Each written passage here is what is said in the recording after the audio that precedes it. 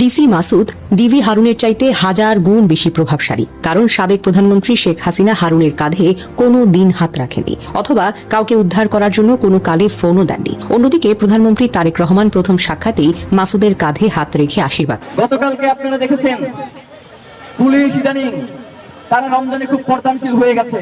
তারা ইদানিং মুখ না ডেকে কোনো জায়গায় বের হইতে পারে না, এমনকি টিস করবার ভয়ে তাদের নেম প্লেটটাও তারা ঢেকে রাখে, যাতে পরবর্তীতে তাদেরকে আইডেন্টিফাই করা না যায়।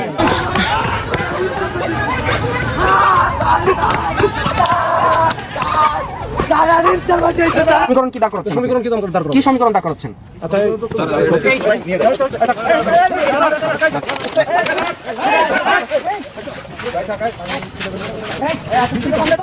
এবং শুধুমাত্র ডিসি হওয়ার বিধায় তাকে যে আপনি প্রশ্ন করতে পারবেন না সাধারণ জনগণ, এটা মেনে নেওয়ার মতো হতে পারে না। আজকে ঢাকা বিশ্ববিদ্যালয়ে পড়ার কারণে কিংবা ঢাকা বিশ্ববিদ্যালয়ের মতো প্রতিষ্ঠানে পড়ার পর আমি যদি আক্রমণের শিকার হই, হয়তো এই কারণে আমি মোটামুটি আপনারা এখানে এসেছেন বা অনেক কিসের ডিসি? ডিসি আমরা বানাই, মন্ত্রী আমরা বানাই, প্রধানমন্ত্রী আমরা বানাই। আজকে আমরা একটা থেকে প্রতিবাদ সভা শুরু করেছি। ভিতরে আপনারা দেখবেন আমাদের সিনিয়ররা গেছে, তারা নিশ্চয়ই জানেন। আওয়ামী লীগের ছিল ডিবি প্রধান হারুন, এবার বিএনপির রয়েছে ডিসি মাসুদ, যার পাওয়ার দেখলেই বোঝা যায় যে বিএনপি তাকে সরাসরি শেল্টার দিচ্ছেন। তারেক রহমান তার কাঁধে হাত রেখে এটাই বুঝিয়েছেন, তুমি যেটা করবে সেটাই সঠিক বলে জনগণকে মেনে নিতে হবে। ডিসি মাসুদ তার সর্বোচ্চ দিয়ে চেষ্টা করছেন বাংলাদেশ থেকে, বিশেষ করে ঢাকা বিশ্ববিদ্যালয় ও ঢাকার শহরকে মাদকমুক্ত, নেশামুক্ত করার জন্য। তবে এই কাজ করতে গিয়ে তিনি বিভিন্ন জায়গাতে অনেক ব্যত্যয়ের শিকার হয়েছেন, অনেক জায়গায় বাধাপ্রাপ্ত হয়েছেন। তবে সকল বাধা উপেক্ষা করে তিনি তার জায়গায় কিংবা তার দায়িত্ব পালনে সর্বোচ্চ চেষ্টা চালিয়ে যাচ্ছেন। কিন্তু এর পিছনে রয়েছে নাকি ভিন্ন কোনো রহস্য। কি সেই রহস্য? আজকের ভিডিওতে সেটি উন্মোচন করব, দেখতে থাকুন সম্পূর্ণ। তোমার গায়ে হাত দিলে সার্চ করো কেন? না না, সার্চ করার তো একটা ওয়ে আছে। আপনারা এসে বলেন সার্চ করতে না পাইলে তো সুন্দর করে চলে যাবে। শেষ। আপনারা আমরা তো সামন্তীয় সমাজে বসবাস করি না।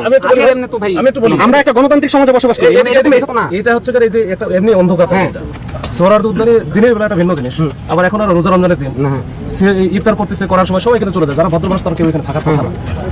জঙ্গলে এসে বসে আছে, ভদ্র মানুষ এখানে থাকতে পারে না। এদিক থেকে মানুষ, এটা তো রাস্তা না। না না, এটা রাস্তা না, এটা ভিতরে রাস্তা। এখানে অনেক মানুষজন যাতায়াত করে। মানুষজন তো যাতায়াত করে। যারা করে আপনি বলতে পারেন যে কিছু অংশ মানুষজন এখানে কি করে না? না, কিছু অংশ না, সব রাস্তা, সবাই না, সবাই না। এটা রাস্তা। এই মাঝখানে অবশ্যই এখানে রাস্তা। এটা তো অবশ্যই চলাচলের জন্য রাস্তা। রাস্তা ওইখানে গেট খোলা, ওইটা গেট খোলা, এখানে মানুষ যাতায়াত করে। আপনারা আজকে রেট দিচ্ছেন, তার মানে এই না যে এখানে মানুষজন যাতায়াত করে না প্রত্যেকদিন। এটা তো প্রত্যেকদিন একটা রাস্তার অংশ। খিলগা থেকে কি হেঁটে আসছো? না না, আমি এখানে ওই যে ওই গেটে নামছি। আমি রমজানে নামছি। তুমি ওইখানে নামবে, তুমি চোখে যেতে হবে না। এটা তো আমার ইচ্ছা, এটা তো আমার চয়েস। এটা তো আমরা জানি, এটা কি আমাকে জোর করে করতে পারেন? ইচ্ছাটা কেন এটা আমরা জানি। কিভাবে জানেন? কিভাবে জানেন? কি জানেন বলেন না। আমি বলতে হবে, মিডিয়া যেটা আছে বলেন। আপনি কি ফ্যামিলিতে এইভাবে কথা বলেন? না, ফ্যামিলির সাথে কথা বলেন না। হয় না, ফ্যামিলির সাথে এরকম কথা বলি না ভাই। ফ্যামিলি তো আমার সাথে এরকম করে। ভাই আপনি কিছু এখানে আছেন আমরা জানি না। কি জন্য আছে বলেন?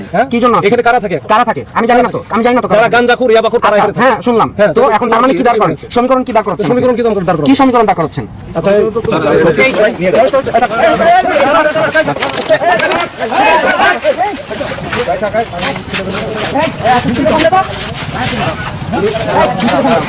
একটু শান্ত হোক ভাই, একটু শান্ত হোক, একটু শান্ত হোক, একটু শান্ত হোক। তুমি ঠিক আছে, ফোন দিবা, ফোন দিবা, একটু শান্ত হোক। আপনি স্যারের সাথে কথা বলে, স্যার আছে ওইখানে, একটু শান্ত হন, ফোন দেন। ভিডিও করে রাখতো এগুলো। গতকালকে আপনারা দেখেছেন পুলিশ ইদানিং তারা রমজানে খুব পর্দানশীল হয়ে গেছে। তারা ইদানিং মুখ না ডেকে কোনো জায়গায় বের হইতে পারে না, এমনকি টিস করবার ভয়ে তাদের নেম প্লেটটাও তারা ঢেকে রাখে, যাতে পরবর্তীতে তাদেরকে আইডেন্টিফাই করা না যায়। রমজানে তো আমরা পুলিশে পর্দানশীল হইতে বলি নাই, কিন্তু যেই পুলিশ জনগণের বিরুদ্ধে আচরণ করবে, জনগণের বিপক্ষে তার পেছনে বাহিনীকে লেলিয়ে দিবে, আমরা বলতে চাই জুলাইকে তোমরা ভুলে যাইও না। জুলাইকে ভুলে যাইও না। জুলাইয়ে 50,000 পুলিশ নিখোঁজ ছিল, যারা পরবর্তীতে চাকরিতে জয়েন করে নাই। এখন সেই নিখোঁজের পরিমাণ হচ্ছে 20,000। তার মানে বাকি 30,000 খুনি এখন পুলিশে আবার নতুন করে জয়েন করেছে।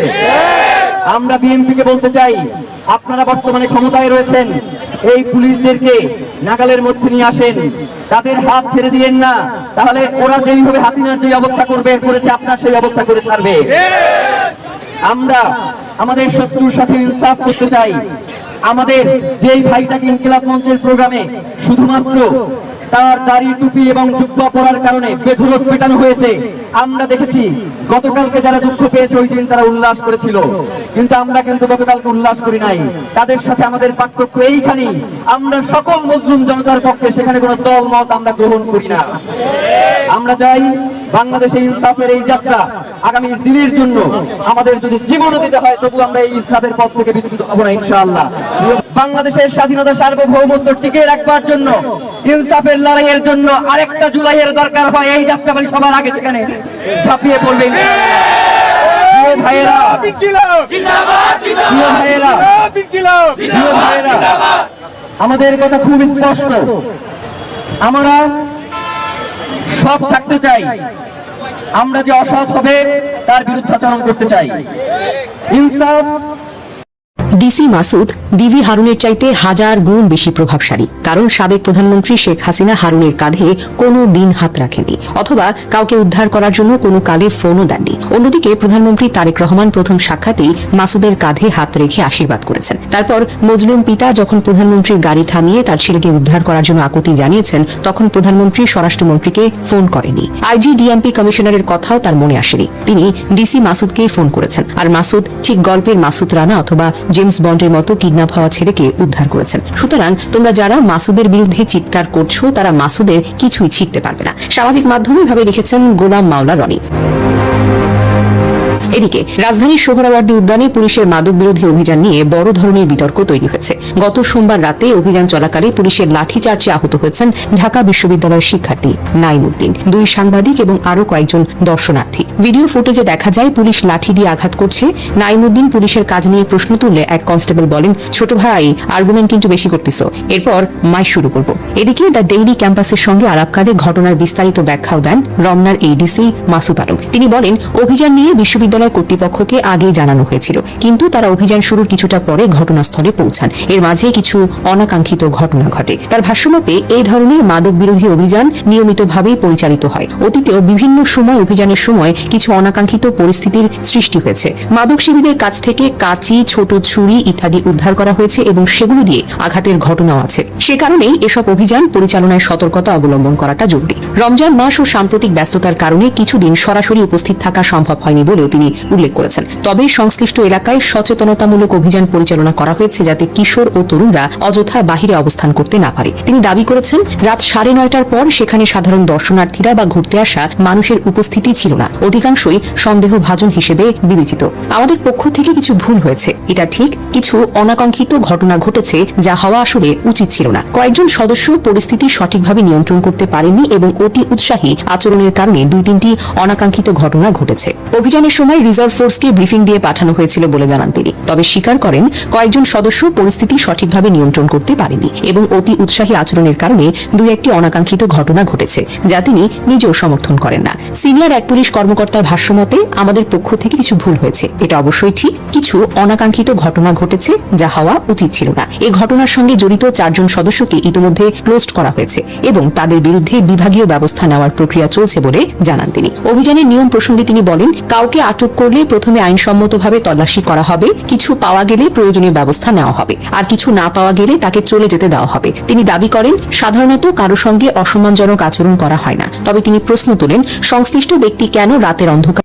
বাংলাদেশের সাধারণ মানুষ এখন বিপাকেই পড়ে আছে, কারণ আওয়ামী লীগ সরকার যখন ক্ষমতায় আসে তখন তাদের পাছাটা হয়ে যায় আওয়ামী লীগ পুলিশ নামে খ্যাত। আর যদি বিএনপি ক্ষমতায় আসে তাহলে বিএনপির পা চেটেও কিছু কিছু পুলিশ কর্মকর্তারা তাদের কথা মতোই কাজ করে থাকেন। সাধারণ জনগণ কোন দিকে যাবেন? যে কোনো একটা দলের দিকে অবশ্যই যুক্ত হবে। কারণ হচ্ছে এই পুলিশের রোশানল থেকে বাঁচতে হলে। বাস্তবতা কি তাই? কি বলছে সেটি শুনলেন আপনাদের কমেন্টস জানাবেন অবশ্যই। ধন্যবাদ।